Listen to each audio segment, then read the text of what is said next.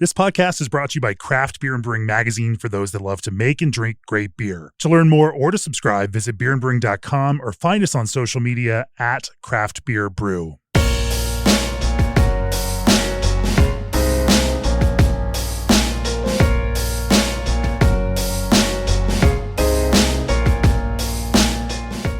It's episode 497 of the Craft Beer Brewing Podcast. I'm Jamie Bogner, and I'm in Glenwood Springs, Colorado for this episode. Made the summer drive out. The mountains were beautiful today. Second time, actually, in the last 3 days that I've driven up here into the mountains. And, the occasion for this one is a conversation with Glenwood Canyon Brewpub. Joining me are Todd Malloy, Director of Brewing and co-owner or owner? Yeah, co-owner. The chef and I, and then we partnered up with the guy that owns the building too. So it's been a good marriage. Well, welcome, Todd. Thanks. And Robin Reed, head brewer. Welcome, Robin. Thank you. Appreciate you coming out. Over the years for Glenwood Canyon Brewpub, you guys have won 18 GABF medals and another 8 World Beer Cup medals. Kind of this quiet little powerhouse out here in Glenwood. You guys, for us and our upcoming lager issue, and this is kind of the reason that I scheduled this when we did. This episode is going to be out before that issue comes out. But our readers of Craft Beer and Brewing will see when it comes out in the next week or two that you guys scored a 99 with our blind judges and the highest scoring Helles in our issue. Not too crazy because you won a silver medal for that same Crystal River Helles in 2024. And in fact, we had you in an article about Helles, medal winning Helles in last year's lager issue. Right. But then you've also won a ton of medals for festbier. And, it seems like this is the right kind of season to talk about that with fall competition season, Great American Beer Festival coming up as well as festbier season. So here I am. We've got half liters of Helles in hand. We started with full half liters, and somehow in our prep, they're getting mostly empty here. We're going to have to refill during one of the sponsor breaks. But we are going to talk about brewing Helles. We are going to talk about brewing fest beer. We're going to talk about brewing lagers, and you do it on a rather small scale. I mean, this is a brewpub scale, and you guys are absolutely crushing it here. We're going to talk about all that, but first, G&D's new Elite 290 Micro Series runs on a natural refrigerant with near zero global warming potential. Built for brewers who care about sustainability and performance, they recently built one for New Belgium Brewing, delivering around 50% energy savings over CO2 systems and 9% more efficiency than A2Ls. That's real-world impact from a brewery that knows what it takes. With 24/7 support and remote monitoring, your cold side stays dialed in day or night. Learn more about sustainable chiller solutions at gdchillers.com/podcast. And at the World Beer Cup this year, gold for West Coast IPA, gold for Session IPA, bronze, silver, and gold for New Zealand IPA, bronze, silver, and gold for Classic IPA. All these beers were fermented with one yeast, Fresh Chico, Berkeley's low diacetyl ale yeast. There's something you need to know. Diacetyl is not just a pass or fail. Yes, at high levels, it's tragically bad, but even at low levels, it masks the good flavors. So if you want hop notes to pop, you need diacetyl to be ultra low. These brewers trust Berkeley yeast for an ultra clean fermentation because on the finals table, every little detail matters. And now Fresh Chico is available in dried bricks for as low as $88 at berkeleyyeast.com. Also, this episode is sponsored by PackTech, delivering craft beer multi-packing you can trust. PackTech's handles are made from 100% recycled plastic and are fully recyclable, helping breweries close the loop and advance the circular economy. With a minimalist design, durable functionality you can rely on, and custom color matching, PackTech helps brands stand out while staying sustainable. Trusted by craft brewers nationwide, they offer a smarter, sustainable way to carry your beer. To learn more, visit packtech-opi.com. That's PAKTECH-OPI.com. All right, Todd, start us off a little bit of history and background for you and for the Glenwood Canyon Brewpub right here. Yeah, for sure. So the brewpub opened in March of 1996, so it's 30 years. We actually just had our 30th anniversary party. We waited till after the March 16th date of St. Patrick's Day just to get past that. And so you didn't have to pour green dye into your beer. We've never done that. We've never done that one. We always do our Irish red or, something iteration. But which you've won medals for also. Yes. Yeah. And that beer isn't one of our mainstays anymore. It's kind of been phased out for more of these lagers that we're pumping through. So yeah. But yeah, and then I didn't come on board here until the year 2000. I was fresh out of college. I had been homebrewing through college. Until the year 2000, which still makes you a elder gentleman in this world of craft beer and craft brewing. Yeah, I guess it does. It's kind of been a crazy roller coaster ride. It's been pretty awesome though. Yeah, so I joined in 2000. But the place had been running for 4 years at that point. Yeah. And I was just basically an intern brewer when I started, and one of the lead and mountain bike racer. Yeah, definitely. It started mountain biking out of college. I played college hockey, so once I was done with that, I kind of needed an avenue, and that seemed to be kind of that high heart rate, like pretty aggressive, thing. So I went after that for quite a while. But yeah, so my career. Have I told you that I spent some time on the board of directors for the Norba, oh, nice. USA Cycling Norba nice. board of directors in the early 2000s. Oh, cool. I didn't know that. Yeah. Yeah, I did that whole circuit, did the national circuit for a while, and I got all the way up to, now it's kind of different criteria or whatever, Sure. but I was racing, I got to semi-pro right before pro level status. And Nice. And then I was getting a little older at that point, and things were getting harder Sure. to do. But anyways, yeah. So one of the brewers here, he got pretty devastatingly injured in an automobile accident, and that really trajected my career pretty quickly underneath the brewmaster here, and I worked here until 2005, and then I ended up leaving here in 2005 and went to Firestone Walker. And I was out there until just before 2010, and then came back to Colorado, came back here for a couple little stints. I did some consulting on a startup over on the Front Range, and then I was working on a consulting gig up in Bellevue, Washington, which at the time fell through. It ended up getting going, Bellevue Brewing Company.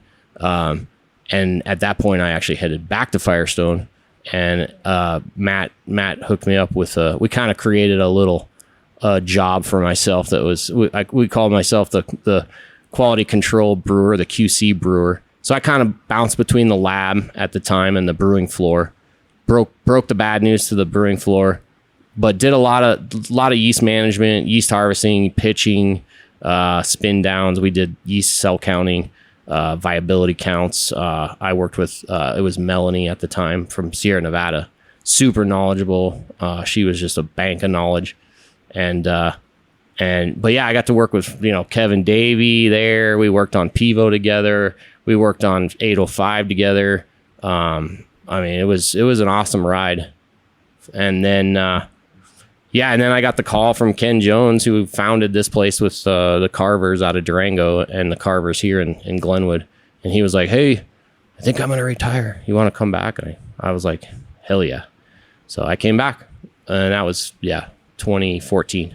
And then I've been here since, except now I'm co-owner. I bought into the place in 2022. So, and yeah, we've just been rolling beers, and the beer scene's changed a little bit, well, a lot, but it's, our equipment's always been pretty up to snuff. We've got a few little idiosyncrasies that we have to work around, especially with some of the new lager techniques and stuff, but we've always had pretty good budget for getting all the shit that we want, to make shit right. And so it's been awesome. So that's great. And I mean, what a terrible place to go learn at Firestone Walker that to then bring back to this kind of scale, and certainly can't do all the things necessarily that they can with the technology and scale they have, but developing it like that kind of school of quality is it's a cool thing to to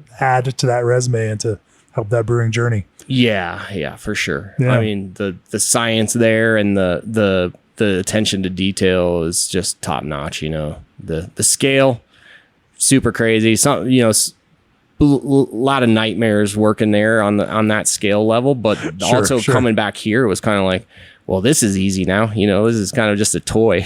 Yeah. Well, and it was big in 2014, but I mean, it's even significantly bigger now than it was even then. So they just can't stop and won't stop. Yeah. How about you, Rob? What about your beer journey and your brewing journey? Yeah. So prior to beer, I'm originally from the East Coast, and I moved out to Glenwood for school. There's a small community school here, Colorado Mountain College. They have a photography program that's pretty awesome, and I went through that full program, graduated, and then got a job working for a photographer in Golden, Colorado, doing commercial food and beverage photography. And the photographer I worked for, his name's Rick Souders. He, prior to opening his own studio, was a beverage photographer on Coors creative team. Yeah. And then they canned their whole team, and he broke off and started his own studio, and that's when I started working for him in 2009 or so. And then I'd worked for him for a few years. He had a lot of contacts still in the beer world. We did photography for Coors and AC Golden and a number of other breweries around the state. And that's around the time when I started home brewing and getting more and more into it, and simultaneously sort of starting to feel burnt out on photography. And I was like, I'm going to shift gears, and beer made the most sense. So I told him I was going to try to get into professional brewing, and he was like, well, let me make some calls to folks that I know. He had a connection at AC Golden still. I can't remember the gentleman's name, but the founder of AC Golden, Glenn Nippenberg, is that his name? Yeah.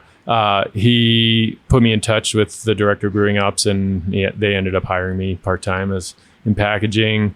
I was taking a online Siebel course at the same time. I knew that I had my foot in the door, but I was just kind of grinding it out. I got a job part-time working at an upslope down in Denver. I did that combination of work for about a year. And then I had spread resumes all over the city in Denver, and I got a call from Rock Bottom, specifically the Westminster location. So I started working for those. They hired me. I started working as assistant brewer in 2012. I was there for about 3 years. And then in 2015, my wife and I moved out east to Maine for her school. And I worked for Foundation Brewing there for about 4 years. At the end of the tenure, I was head of production there and running. Making some hazy IPA. Yeah, just solely focused on hazy. It was a great time there. We went from, I think when I was hired, we were doing about 600 or 700 barrels, and then by the time I left, we were up to about 4K. And it's been a few years since I was there, but I think it was either 2016 or 2017, and when it was on the little warehouse right around the corner from Allagash. The incubator. Yeah. It's a cool little neighborhood. Yeah, being across from Allagash was a major perk for sure. Yeah. And we went back there for the first time in a few years last year, and got to meet up with some folks. It was a great time there. But we were there for 4 years, and then my wife got placed for residency out in Seattle. We moved out to Seattle. I didn't work while I was there. We kind of knew we were coming back to Colorado, so I took a year off, and then we got back to Colorado. We had a daughter, which was when we left Maine, so that was kind of the main reason why why I took the year off, because we knew we were only going to be I was only going to be not working for about a year. But when we got back to the valley here in the Roaring Fork Valley, I took a job for assistant brewer over at Aspen Brewing up valley. I only worked there for 6 or 7 months. This was in 2021. And then randomly, Todd gave me a call. This was right after COVID, and I think the brew pub here had closed a couple times. They lost their brewer at the time. We had some mutual contacts, and he asked if I'd be interested in the position. And I live in Glenwood Springs, so commuting up to Aspen, if you know the area, is not generally very fun. And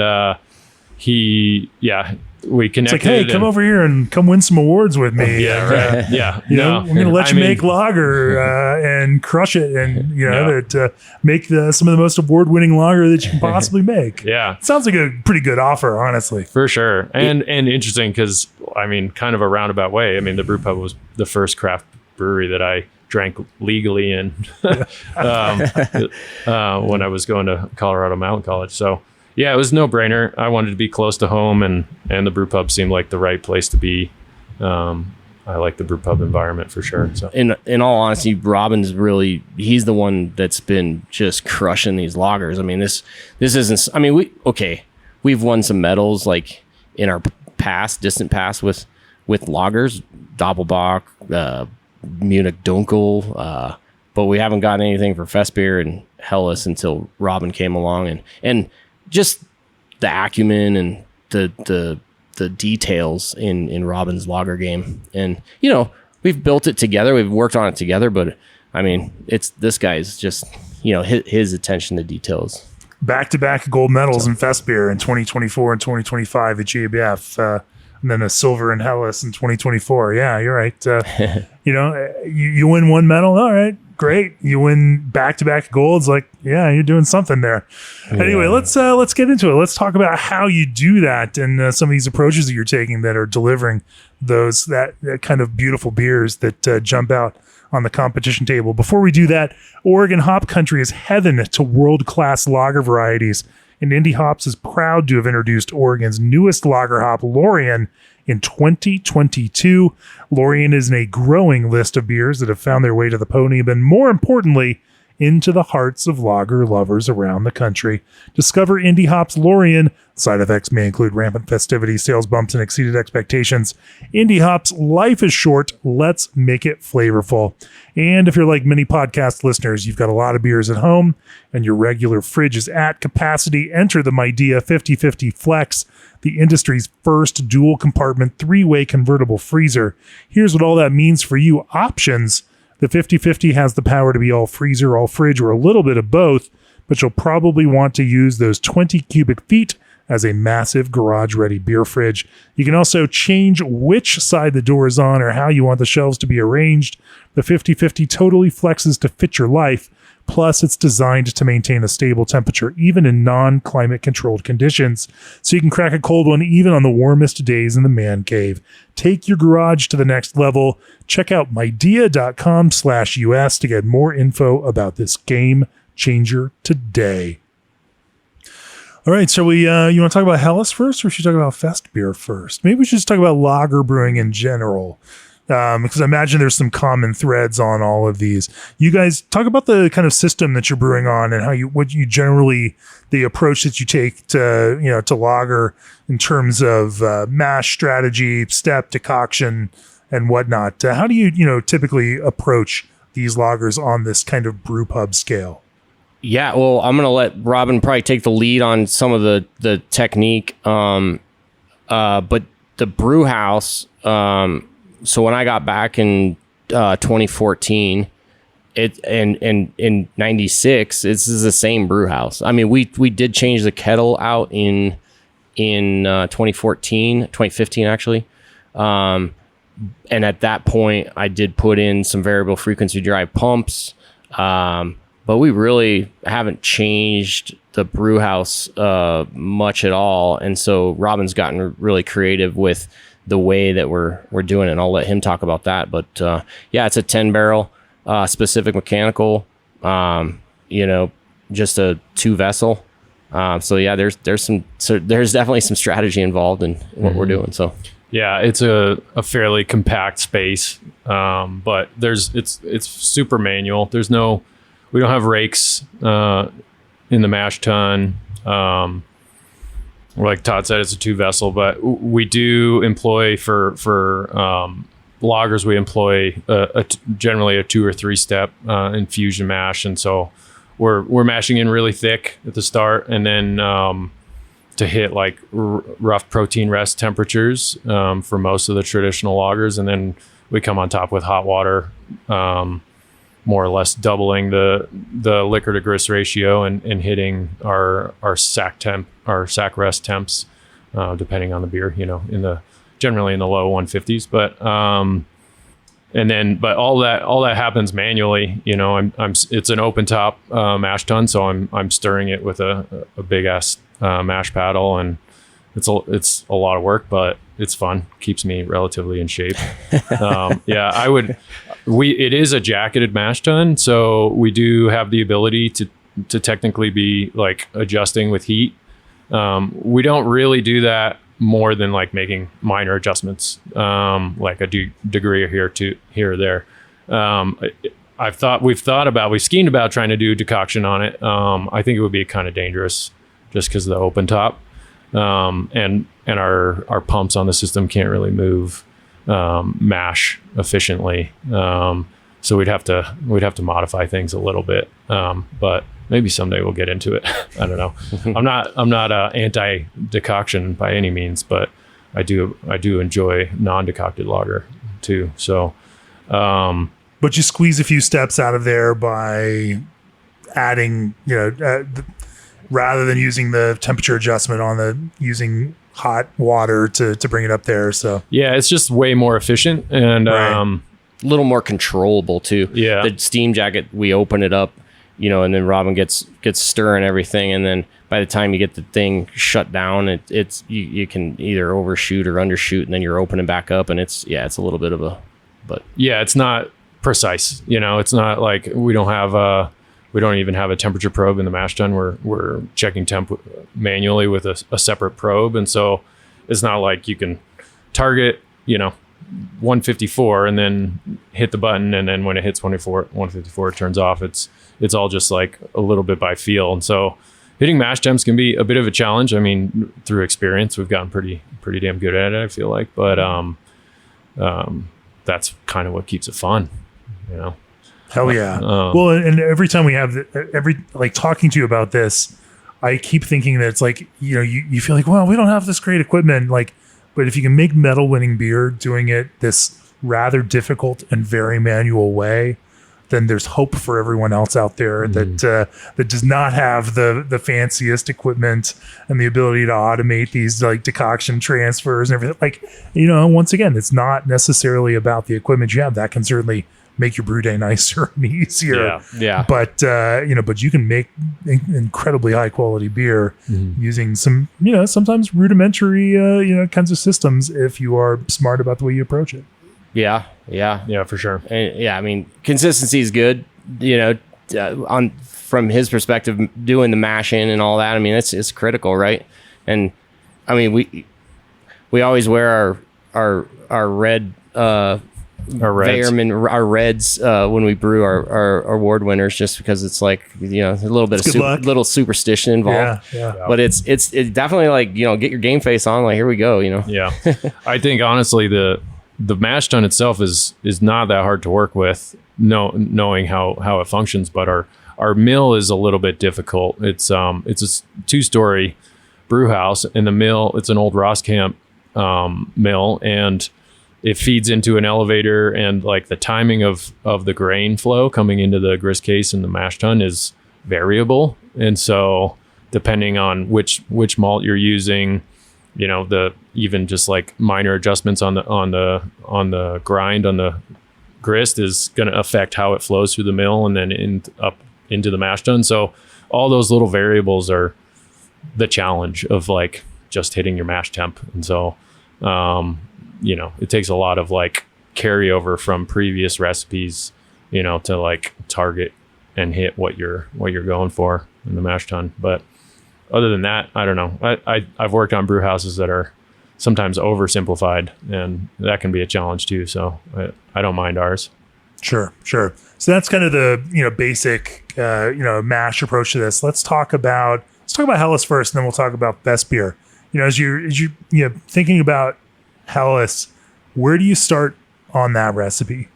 And obviously with Helles, if I'm thinking about Helles, it is a beer that balances malt character, keeps fermentation character in a nice check, uses hops only as a balance against some of that malt fullness. And, it's not a minimalist beer. It's not, it's not a light lager in that sense where you're trying to get that malt piece of it to absolutely disappear. But, if you think about it in a, Bavarian sense, it also needs to be that beer that you can drink 4 or 5 of. And if you want to, dissect it, you can. And if you just want to keep drinking it, you can. And it's good for both of those. How do you guys then think about developing Helles in a way here that works on this kind of scale and that kind of accomplishes, the goals that, as you all see Helles? First, how do you all think about Helles and what are you trying to achieve with it? I'd say, well, it kind of all started. Helles is not a house beer for us. Yeah. Originally, we took a trip to Germany in 2022, and we got to drink a lot of Helles. We got to connect with Eric Toft over at Schönrahm. His family has history with the railroads up here, and so he had been to our pub, and we reached out, and he was kind enough to give us a quick tour, and we had some beers with him. And so that trip itself was a pivotal moment in our some beers. Because there's never just one beer. Yeah, for sure. Yeah. Some beers. Yeah, super special. Yeah. Super special. Plus a trunk load to go home. Yeah, of course. How are we going to fit this? How many clothes am I leaving home or leaving in Germany? So when we got back from that trip, that was really like, okay, Helles is the beer that's going to help us refine our lagers. And so we decided to make it a house beer. And that decision was definitely like the smartest in terms of like how we could approach producing quality lager, because it just repetition of producing Helles over and over again allowed us to refine all of the different processes and work through different base malts and such. And so knowing that, we kind of had an idea of what we wanted the Helles to be after drinking a lot of delicious world-class beer over there. And so we worked back kind of from that. We were looking obviously for something that was dry, drinkable, hit the right marks in terms of balance and malt presence. But like it needed to be a beer that was accessible to people in our town. Our number one seller is the Mexican lager, not surprising, but like Helles couldn't be too much in any direction. And that's really what we focused on. And so establishing those parameters for Helles, the first thing we look at is really water profile. We are pretty fortunate where we're at here in Glenwood. It's not too different from Munich water. And so we take that into consideration. We treat it as such. We're fairly high on like the temporary hardness, but it's not like unmanageable. Our permanent hardness isn't that high. It's not super high in sulfates or chlorides or calcium or magnesium. It's kind of like pretty low for that. So we treat our water with phosphoric acid to drop alkalinity and some of the temporary hardness out through heating, and then we add back salts in the mash tun in the kettle, depending on the style of beer we were doing. So specifically for Helles, it's just a little bit of calcium chloride, calcium sulfate, not too much. As far as water goes, that's the gist there. And then thinking about the malt, we're Weyermann committed for sure. We did, when we were over in Germany, we took a tour of their facility. Super impressive. Everything over there is dialed, and we had been using Weyermann previously, but we'd kind of blend in other base malts depending on the style we were doing. And then after we visited the facility and learned a little bit more about how beer's made over there, that was the shift towards 100% Weyermann. Helles is predominantly just their standard Pilsner.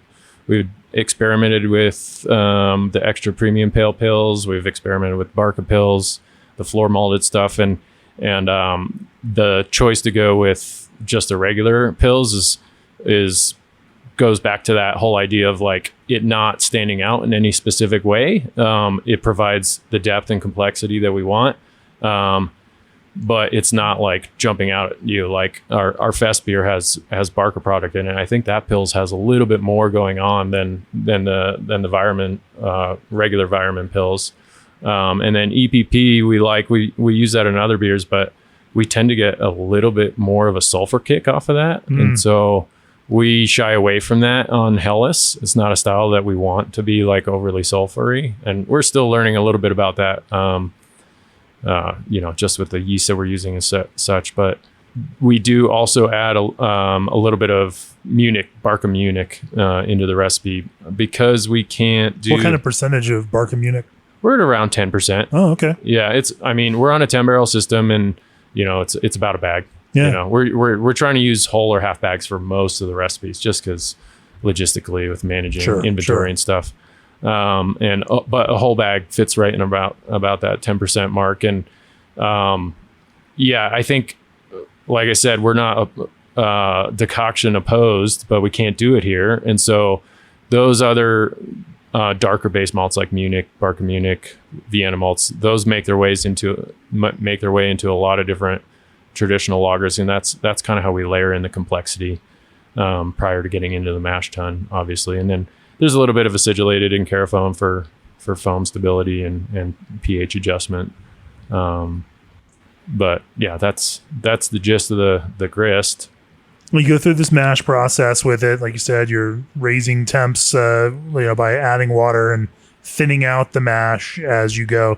Does that have any other kinds of implications for your mash, starting thick and ending thin? We start thick primarily because we're turning it manually. If we could mash, I've thought about trying this before. We could mash in at a specific liquor to grist ratio the whole time, and then just turn it and use the jackets on the tank on the mash tun. But I think because we're turning it manually, it's kind of hard on the grain, and the grist will kind of collapse and beat up. And we've had issues previously with runoff, stuck sparges and such. If you're turning it too hard, it can really beat up that grain, and who knows, probably extracting some tannins and such. And in a delicate beer like Helles, it's not something that we choose to mess with. So by mashing in thick, we're able to hit the target temperatures for those specific enzymes trying to work on the proteins. We're specifically shooting for about 130, but it doesn't rest there for very long. I know they say a lot of modern malts are fully modified, and you don't really need to do that. But I think we're breaking up proteins not too far. We're there for about 10 minutes before we start coming on top with hotter water to bring it up into the next temperature. And 130 is right on the edge of some of those other enzymes that are starting to break down, the more complex sugars for fermentability and whatnot. So we'll rest there for about 10 minutes at 130, and then we come on top with water that's probably 190, 195. We get it up to, for Helles specifically, it's about 151. And, it's manual turning. It sits at 151 for about 15 minutes. Is that hot water that's now, if it's coming in on top of the mash? We do on top and underneath. Okay. We've experimented. I think we push a little bit. We bias on top because we're trying to make sure the whole mash is. Because 195 is not that far. We're pretty high altitude here. You're pretty close to boiling. With 195. We boil at 203. So it's pretty damn close. We use on a so couple even if you're not decocting, you're actually putting some pretty hot water then that's contacting a portion of that mash on those strata. Yeah, maybe there's some low grade melanoidin qualities happening. Yeah, 195. And we've done hotter, if you're trying to get up above 156, 158 for a higher level alpha amylase rest, you have to go in with boiling, and sometimes we're still even using the jackets on the mash tun to get it up there that last little bit. But like I said, we more or less nowadays we're doing a 2-step, just that protein and then 1 sack temp, because if you're trying to do 3-step, we're just turning it a lot more, and that beats up the malt a lot, and we end up with runoff issues. So we're generally just doing the 2-step. We rest there for 15 minutes. We can't really do a real mash out rest. It'd be nice, you can really lock in those that fermentability, but we can't do that. So we're vorloffing for an additional like 15 to 20 minutes after the rest. So, there's still conversion happening. I think that definitely goes towards our fermentability. And with a beer like Helles, we're targeting about 2 to 2.2 Plato finishing. So that 151 at the 15 plus your vorloff, like we're definitely getting the attenuation that we want out of that mash rest. We also pay a fairly close attention to the pH, mash pH. With a beer like Helles and some of our other traditional lagers, we're shooting for the upper range of what's optimal for starch conversion and such, because I know from experience and from what I've read that Maillard reactions happen a little bit quicker at those higher mash pHs. So we like with a lighter beer like a Mexican lager or even in IPA, we might be shooting for a little bit lower mash pH, because I don't necessarily want those Maillard reactions getting in the way of hops or like a lighter, cleaner body. But with Helles, I want a little bit more malt development. And so we're shooting for 5.3 to 5.4. And then, after sparge and runoff into the kettle, we're up around that 5.3 to 5.35 kettle pH. And at that point, we're, after just kind of skipping over hops, we do acidify at the end of the kettle to target like a lower pH for fermentation, right. 5 to 5.1. But we're acidifying with sourwort, like Weirmann sourwort. And okay. I think that's a really cool product that I had not used prior to coming to the brew pub. And it's not a substantial quantity. It hit, it's getting us to those pHs, which is what we need for healthy fermentation, obviously. But that product definitely adds a character to the beer that I think you can't get other ways. That was one thing we learned when we were in Germany, is a lot of these bigger breweries producing their own sourwort. Sauergut? Yeah. Yeah. Sticking to those. There may be a feature in the upcoming issue of Craft Beer and Brewing, our lager issue, on Sauergut and brewers that are making their own Sauergut in order to manipulate and adjust acidity in their lagers and others. Yeah. That'd be fun to try. Robin, you'll have to remind me, was that something that we kind of picked up while we were over there in Germany, or had we used it? We'd experimented a little bit with it, and then when I found out that was the primary method for kettle acidification, I was like, oh yeah, we're gonna keep using that. And it's not a lot. Like in the kettle, on our system, we're using 2 to 4 liters, but it's a super thick syrup. It tastes delicious. If you're into that kind of lactic character, but I think it adds that background note of lactic complexity that kind of plays with the ester profile, and especially in a beer like Helles. And we're big fans for sure. Interesting that feeds into your process here. And like I said, it's subtle. We don't put that product in non-traditional European lagers generally. It gets covered up by hops too easily. It's out of place in a Mexican lager, in my opinion. But in a beer like Helles, festbier, Vienna style, it's like prime. It goes really well with the European Pilsner malts and stuff. So. All right, well, let's talk about hops, and then we'll get into real fermentation. After that, I can't believe we're not even talking about fermentation yet. And we're in the sponsor break. But this episode is brought to you by Yeast Laboratories. Some strains define an era. These 3 refuse to stay in just one. To kick off their 40th anniversary celebration, Yeast is celebrating some of their most iconic strains, highlighting the history and impact that each has had on craft brewing. These strains each earned their place in this collection the same way, not by trending, but by staying essential decade after decade, from homebrew benches to commercial brew houses. 1056 American Ale, 1318 London Ale 3, and 2124 Bohemian Lager are the proof, the quiet backbones behind some of craft beer's most familiar pints. Visit yeastlab.com/most-iconic to learn more about each of these iconic strains. So then let's talk about the boil process with Helles. Then hopping along through that. Totally. We're because we're at elevation, Glenwood's about 5,700 feet. We boil at about 203, 204. So we do a 90-minute boil. We've experimented with less, and the DMS ends up showing its face, and it's maybe hard to tell in certain styles, but in lighter beers, it's there. So we don't do less than 90 minutes these days. We're big proponents of first wort hops, and so why? I think it does. I like that the hops are steeped for a chunk of time prior to boiling. I think you kind of lock in a little bit of flavor characteristics. If it's a beer that we're trying to end up with like a clean bitterness without like any flavor contribution, we might forego the first wort hop, but almost always we've got a small amount in the first wort. Our Helles is Tettnanger Hersbrucker predominantly. We've got 3 editions, so there's a first wort edition. We do one at 50 minutes and then one at 20 minutes.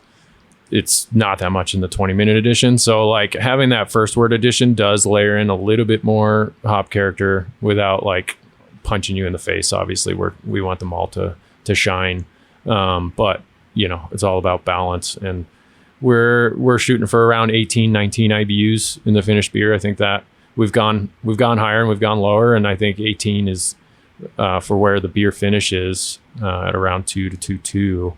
That's like kind of the sweet spot. It leaves you with that like crisp, snappy quality, but it's not it's not overpowering the malt complexity, and it just kind of like leaves your palate. And Tet and Hersbrucker are kind of the perfect hops for the beer, I think. It's fascinating that brewers are brewing West Coast IPA drier than they're brewing Helles, what a world we live in. It's amazing. I know. Although, to be honest, there's a lot of things that we've learned from lager brewing over the last year or so that I'm applying to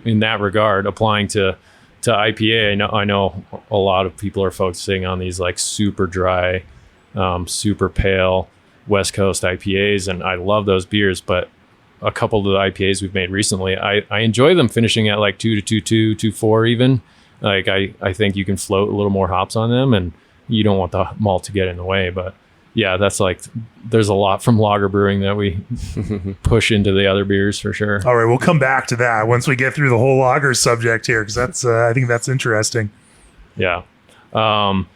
So yeah, and then Helles, we do short whirlpool and cool it down to about 50. We're shooting for 50 degree knockout, 52 degree fermentation temp.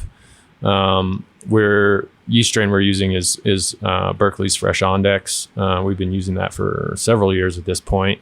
Fresh Ondex, tell me about that. That's their low diacetyl strain. Yep.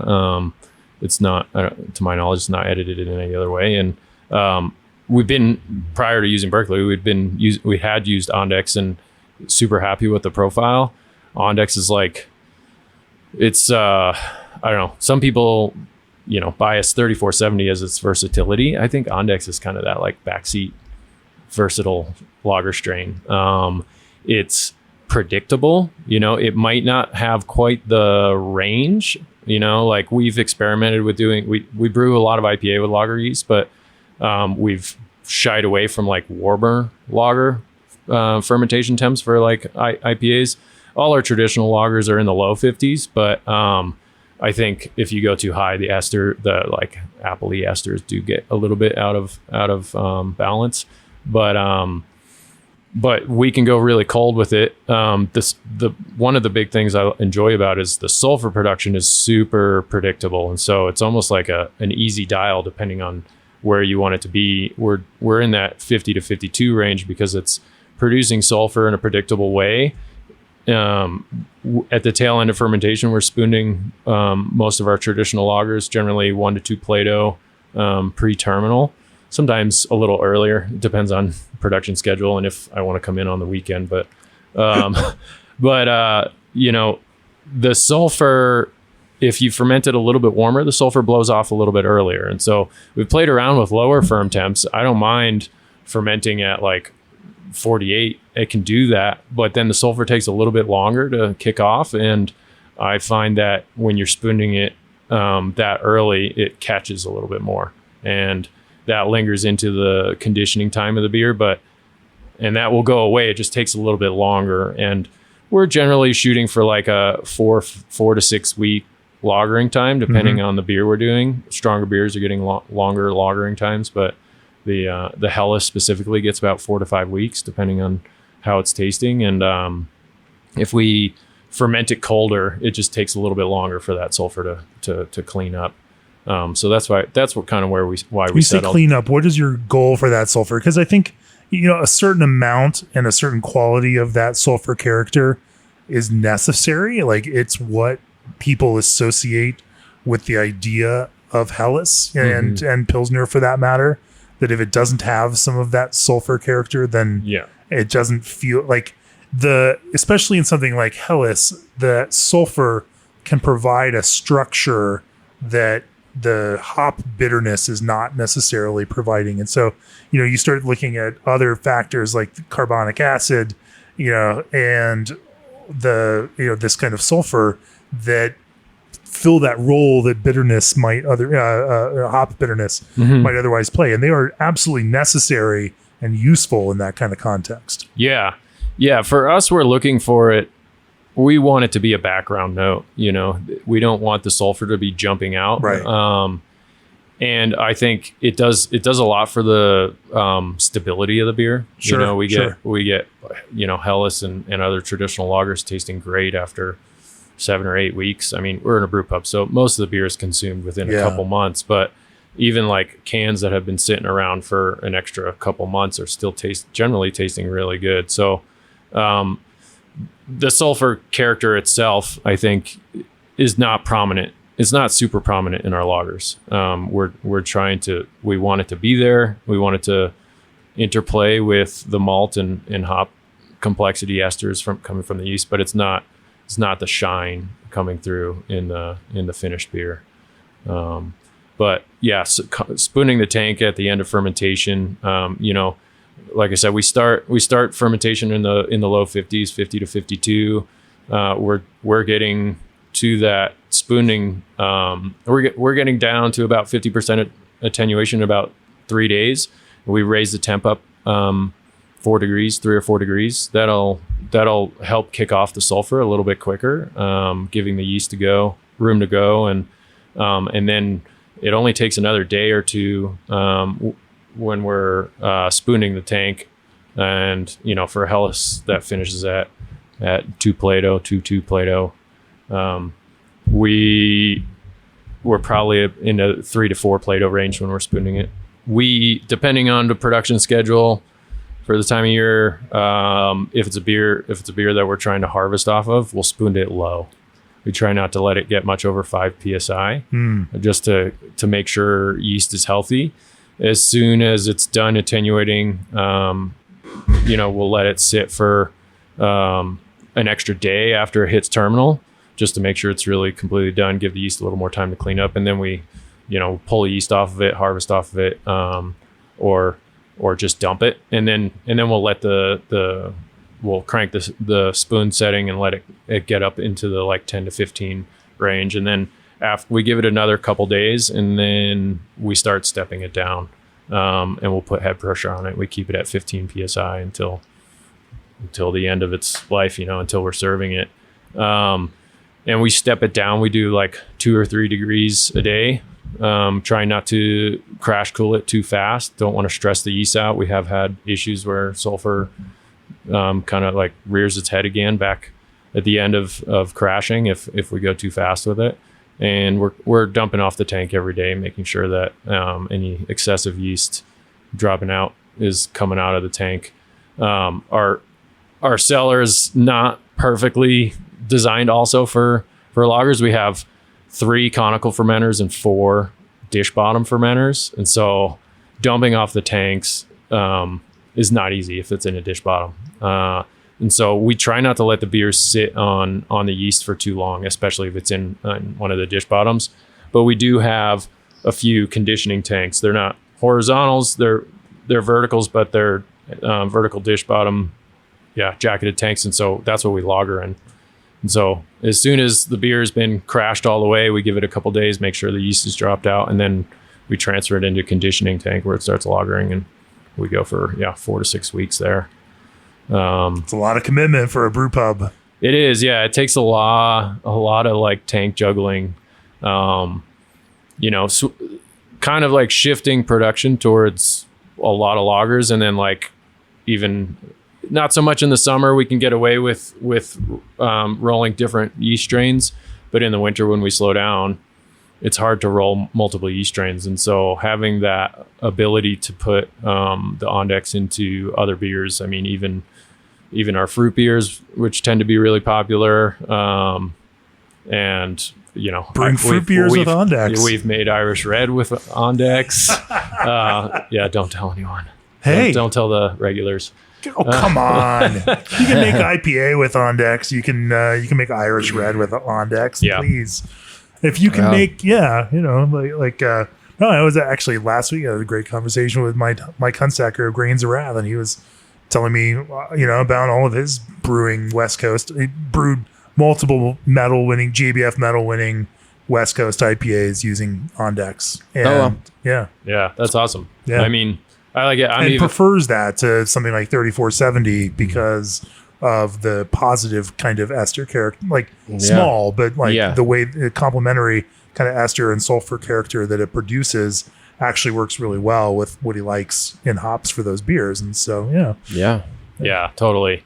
Yeah, I think in IPA specifically, it's all about sulfur suppression, trying to not let it get in the way of the hop character, but definitely different fermentation profiles. So but that sulfur also, like you're saying, has some preservative quality to it. Yeah. And that if you're talking about beers that need to hold on to that hop character for judging purposes on a competition table, like having hops that live longer is absolutely a positive. Yeah, for sure.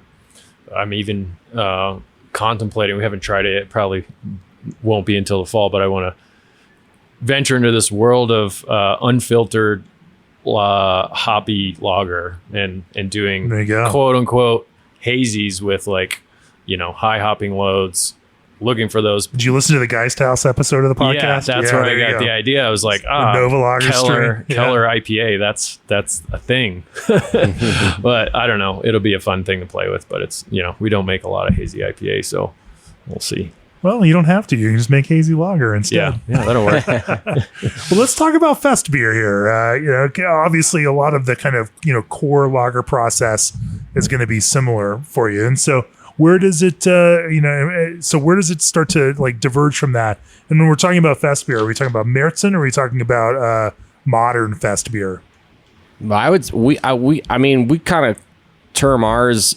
I mean, we used to make the sort of American style Oktoberfest, and we started steering clear of that kind of a year after Robin came in. We started to clean things up and make it way more of that kind of Weizen style, traditional fest beer style. Mm-hmm. And yeah, I mean, we've a same thing. Say the fest beer that they actually serve in Munich now versus this American idea of fest beer Märzen, which is locked in some older version of what that might have been at one time, but hasn't been what they actually serve at Oktoberfest for the last multiple decades. Yeah. And I think the bones of it are kind of true to where the Helles is at with, a few extra specialty malts in there, again, from Wehrmann, and but again we ferment it with Berkeley DF yeast and it's kind of like strong Helles, but we approach it just turning up the malt complexity a little bit more. It's quite a bit more bitter than Helles, but it finishes a little bit higher. And so how much more bitter? We're shooting it for about 30 IBUs, 30 IBUs. Yeah. But it finishes at around 3 Plato. Okay. So that finishing gravity kind of supports that. Right. That hop load. But it's more biased towards the front. There's a small Whirlpool edition, but yeah, when we made fest beer, small Whirlpool edition. There's a tiny Whirlpool edition. Okay. Yeah. It was kind of a bit of a shot in the dark because the the brew pub has been making fest beer for a bunch of years. And like Todd said, we wanted to veer away from that and try to get to something that was more traditional. But thinking about it as we approached the competition for GABF, I was like, I think there is some subtle American bias towards a slightly more complex malt profile in fest beer. And we can't do that with decoction or anything like that. And so we approach it through the malt. And so the fest beer is all Barca products from Vireman, but then we layer in 3 different Munich malts and Vienna malt to get that depth of character. And I think specifically, well, there goes your full bag, kind of plan right there. Yeah, it gets more complicated. Damn. But I think specifically the Munich 2 adds that nice, like almost like pretzel-y quality.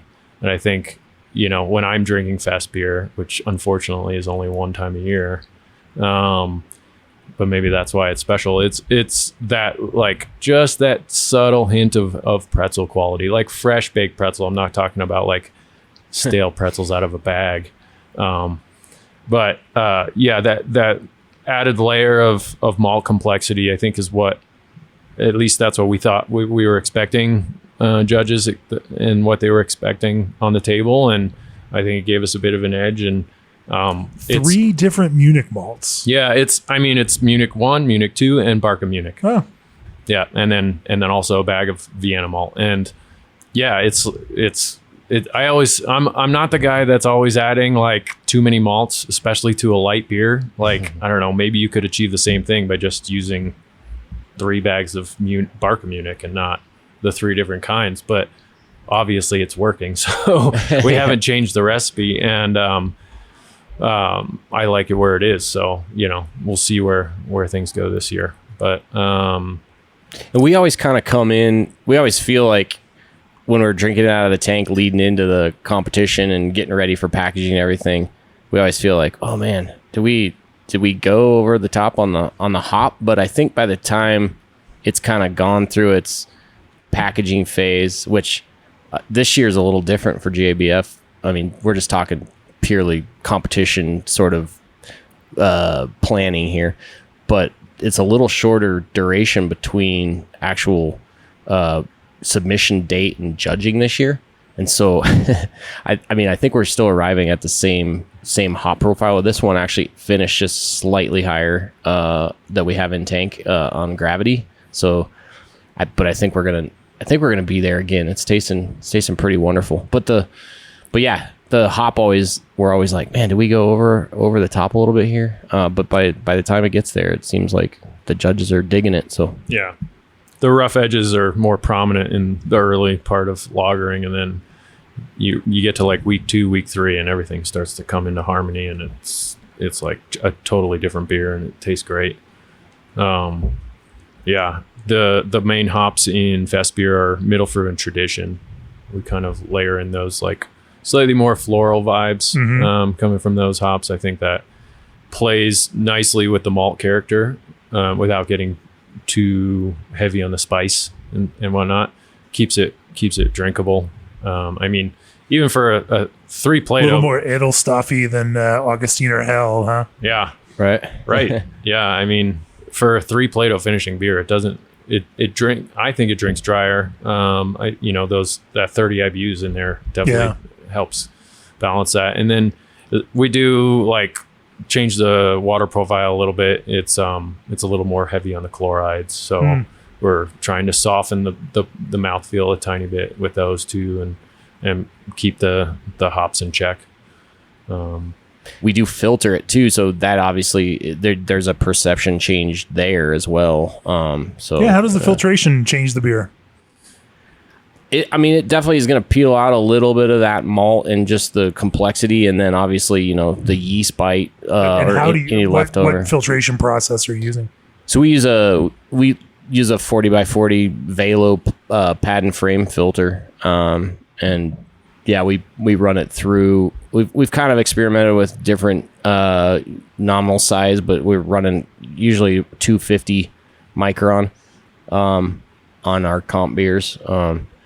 And yeah, we run 15 sheets at a time, and yeah, there's a flavor change for sure from the time it's in the conditioning to the time it's in the serving. So yeah, if it's a beer that's lagered for 5 or 6 weeks, pretty bright, I'd say acceptable for most styles. But I think there's something with the filter that I enjoy that does something about like focusing the flavors.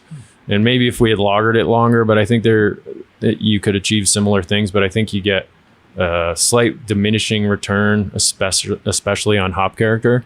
And so I think lagering for the 4 to 6 weeks and then filtering it allows us to maintain some of that fresh qualities of hop character and malt character. And then the filter kind of just like focuses everything. And so pre-filter, the beer is super delicious. I love Keller Lager, but it kind of all mixes together. And when you filter it, I'm like picking out the hops and the malt that much more easily. And I think it just makes for like a crisper finish and more enjoyable, drinkable beer. So yeah. It's like the unsharp mask feature on Photoshop where 100%. Now you're just pulling out, so you're a photographer. So yeah.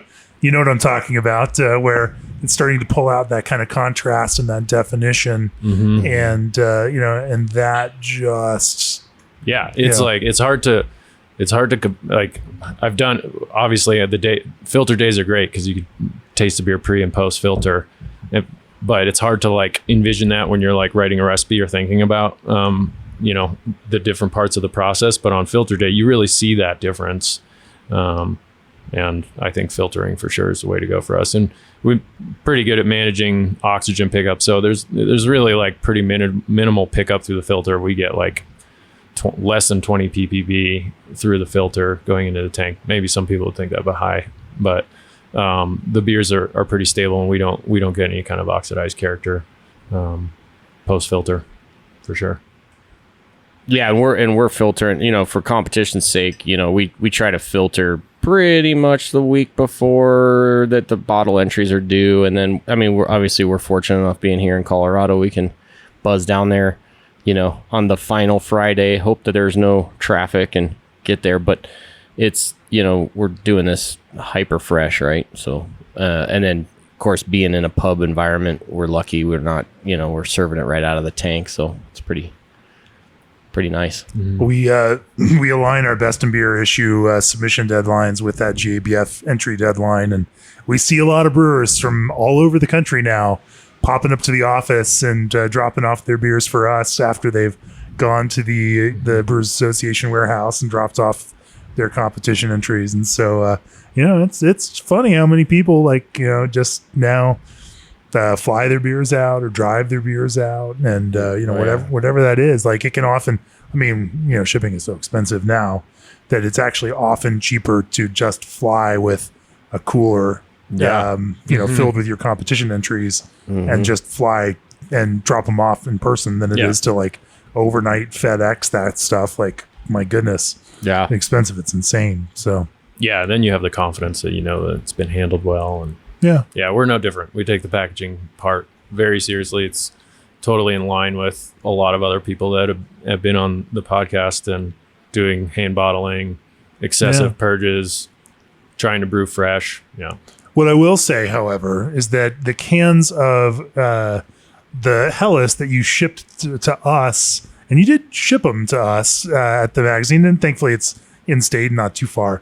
But those were cans. Those were cans off the canning line, and so not some particular hand bottled kind of process to them, and a score of 99 in the magazine for it.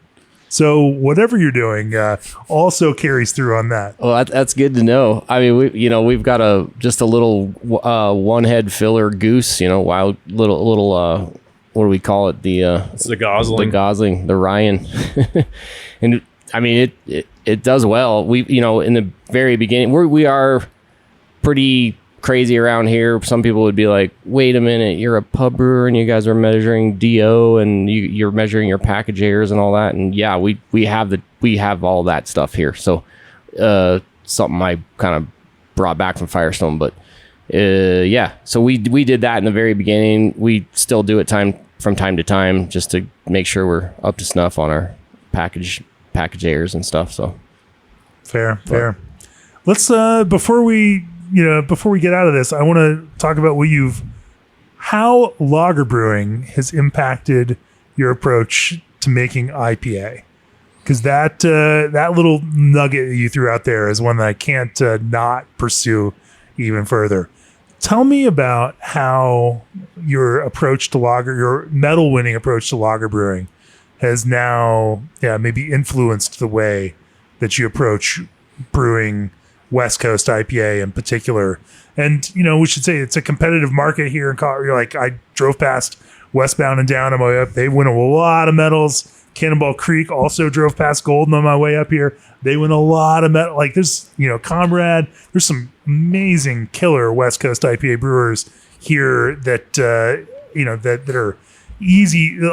It's not a market that you can just kind of waltz into and be successful. So I'm curious from your perspective, but I think you can also look at it and say that there's a similar interest in lager brewing with Cannonball Creek and Westbound and Down and others.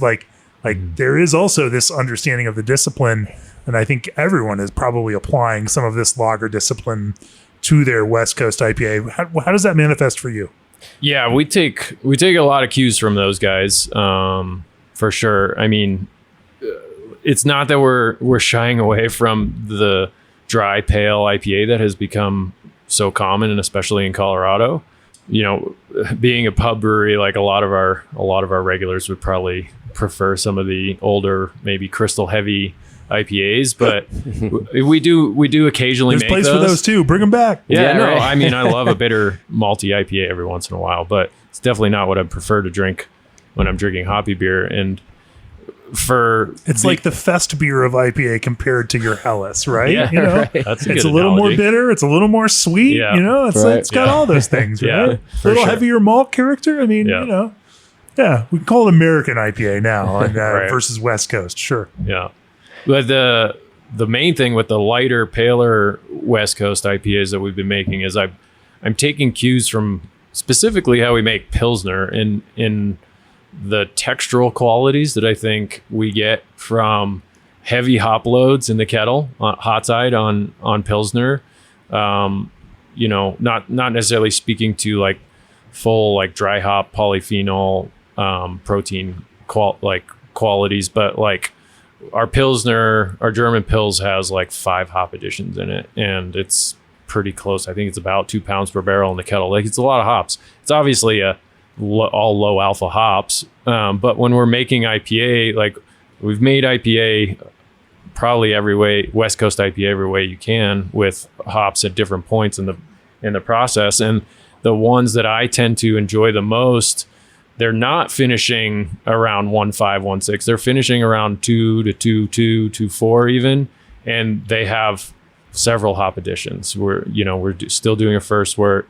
We've got generally one early addition, like 45 to 30 minute, and then 1 or 2 additions at the tail end, and then obviously a massive whirlpool and sometimes some flowable. But I think those extra additions, kind of feathering in hops, it's much different quantities because we're working with high alpha stuff, obviously. But those extra additions, I think, combined with the slightly higher finishing, like 2 to 2.2, 2.3, like I think you get a textural quality that I find very enjoyable in IPA.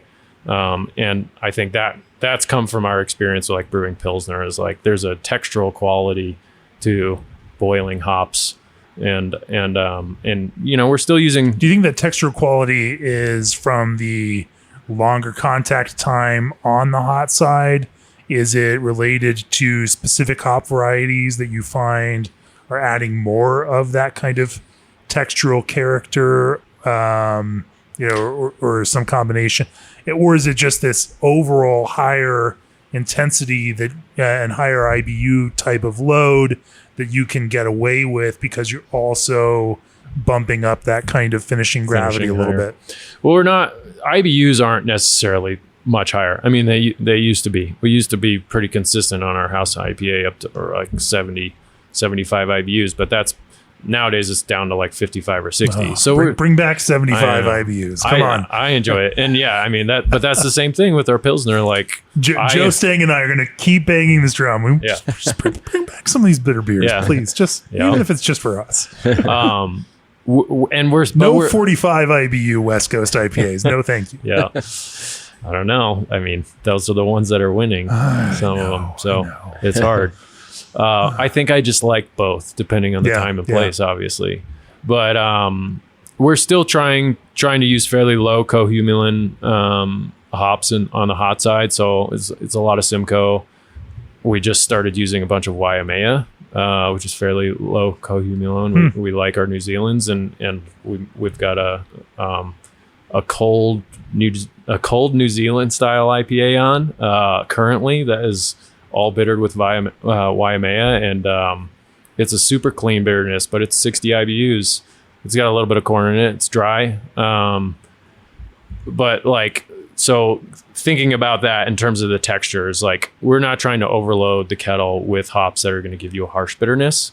We still want that smooth bitterness. We haven't really played too much with like the CO2 extract. I know those are popular.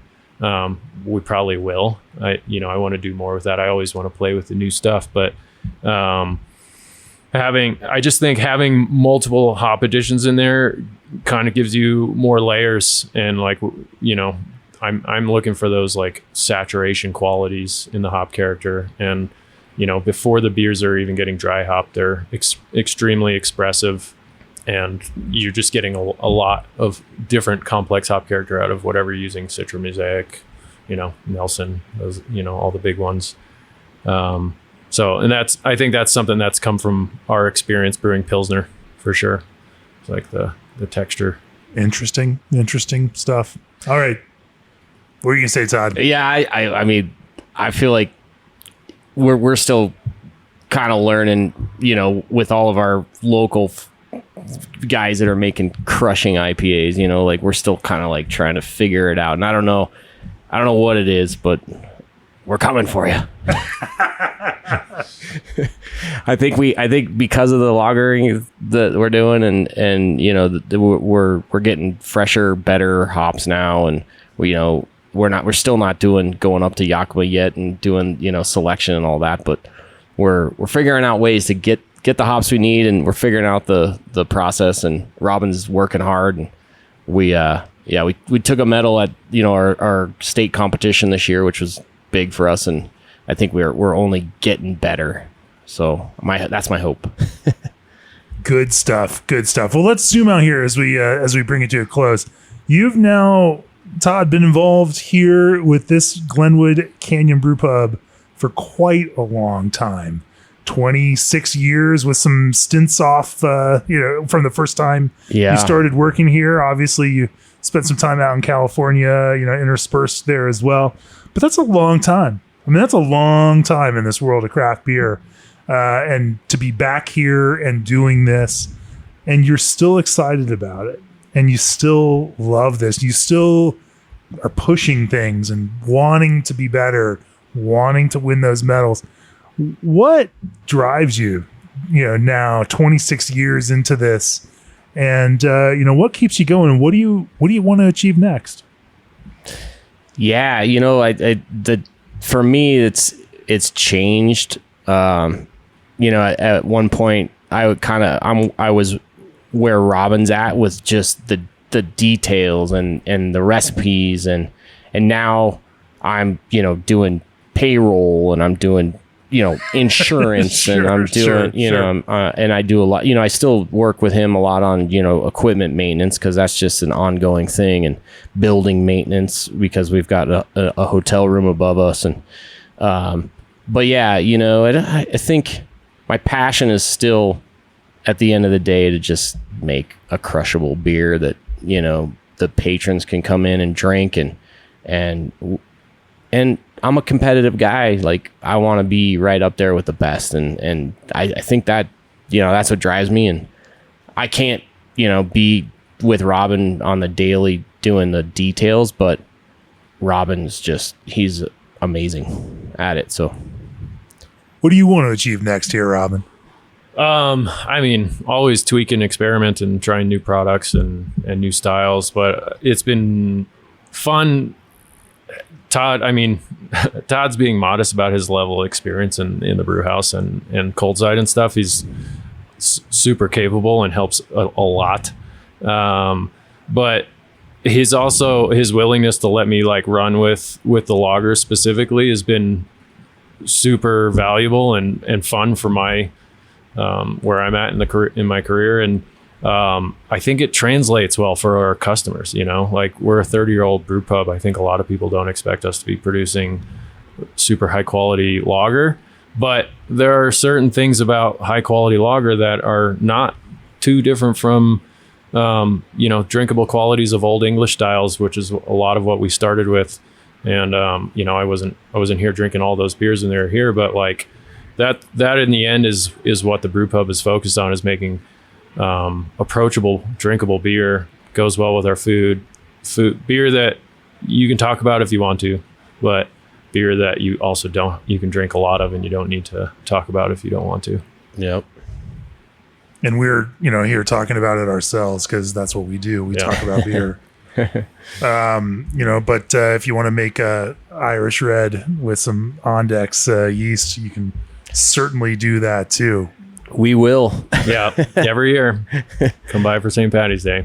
That's a great place to bring this to a close. G&D's Elite 290 Micro Series is built for brewers who care about sustainability and performance. Berkeley Yeast's Fresh Chico is now available dry. Pactex handles are made from 100% recycled plastic and are fully recyclable. Indie Hops Lorien has found its way into the heart of lager lovers across the country. The Midea 50/50 Flex can convert to all fridge, all freezer, or half and half with just the touch of a button. And join Y Yeast in celebrating some of their most iconic strains. If you've enjoyed this episode, go to beerandbrewing.com, click on that subscribe button. And if you're a professional brewer out there, choose that all access subscription and send us some beers for review for all 4 issues of Craft Beer and Brewing magazine throughout the year. And maybe you'll score 99 on your Hellas. Although I should say that Glenwood Canyon Brewpub, they're coming for you. So maybe you won't. I don't know. Competitive folks out here making some excellent lagers. Todd, if people want to learn more about Glenwood Canyon Brewpub, where can they learn more about you, both in the digital space and here in real life? I mean, our www is just glenwoodcanyon.com. Our Instagram handle is Glenwood Canyon Brewpub. Yeah, I'm bad at all these digital marketing skills. Yeah, and of course, listen to Craft Beer and Brewing magazine and podcast with Jamie, and that's how you learn about coming out to GABF this year. Yeah. And taste a little bit of the beer. You guys going to be pouring there? We are. We're doing it. We're excited for it. And then the weekend after, we're actually running our we're regaining steam on our local Oktoberfest celebration, sponsoring it this year. We're going to have our Oktoberfest beer there. We're going to be we got some Fosses. We're going to be pouring Fosses. We're going to have pretzels. We got awesome glassware. We're going to be having a couple polka bands from Denver, some string bands from up here, and it's going to be awesome. That sounds like a good old time. I am excited about GABF this year. I know there's some changes in store. We'll see how all of that works out. But my oldest son turns 21 in August. This will be the first GABF that he can come to with me to experience, and so I hope I hope all of my brewer friends make it a special one for him while he's here. And I don't know, he's not a big beer drinker right now, but I guess it's up to all of us to turn him into one, or at least it's up to me. I mean, I think that's dad. Yeah. Here's a funny one, Todd. I've got a beer that I've been saving for him. It's actually to share with him when he turns 21, and it's literally like 2.5 weeks away now. And it's a Firestone Walker beer. And it's Firestone Walker Anniversary 21. Of course, right? That anniversary beer. Do you remember the blend? Well, I guess that was after you. Yeah, I was gone at that point, but boy, those were epic. The blending sessions. So you got to attend that. 21 was blended. I think it was 2017, and I was the invitee on the media side to go out for that blend, and so I was out there for the blending session, and I saved a couple of bottles just so because like, as a beer geek dad, like you got to do that for your kids, right? You got to have some special story. Absolutely. And I am not going to be there for his actual birthday. I will be in Yakima for that. But we have a date on the calendar the following weekend to open that 21 and enjoy it together.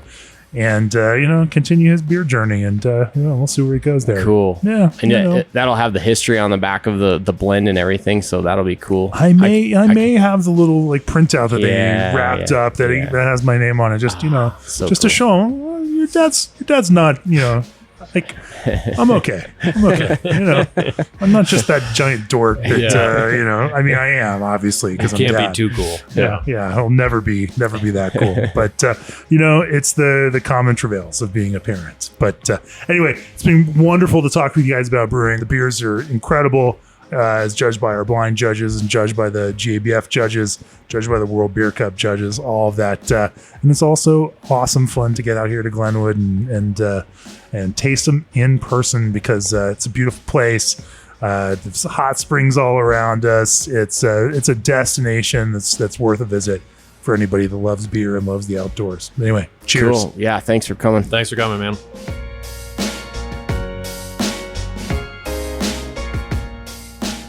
This podcast has been brought to you by Craft Beer Brewing magazine, for those who love to make and drink great beer.